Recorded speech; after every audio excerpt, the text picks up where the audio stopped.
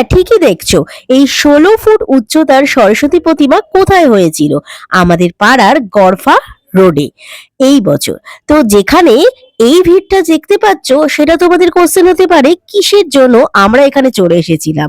এই সরস্বতী পুজো উপলক্ষে প্রতি বছরের মতো এই বছর আমাদের দুজনকে ইনভাইট করা হয়েছিল আমাদের পাড়ার সরস্বতী পুজোয়, যেখানে মিক্স ফ্রাইড রাইস থেকে শুরু করে চিকেন কষা, তার সাথে সাথে একদম আমাদের প্রিয় এগ ডেভিল কিন্তু প্রোভাইড করা হয়েছিল। খেতে বসে গেলাম দুজনে। আর এখানে ৫৭তম সরস্বতী পুজো উপলক্ষে দুজনকে ইনভাইট করেছে। লাস্ট পার্ট মানেই পাঁপড় ভাজা আর চাটনি দিয়ে আমরা কিন্তু শেষ করলাম। অসাধারণ হচ্ছে খাবার দাবার হয়েছিল। আর এখানে যে দেখতেই পাচ্ছ, এটা কিন্তু পুরোটাই ফুল বাফেট ছিল, আর এটা ছিল চিকেন কষা।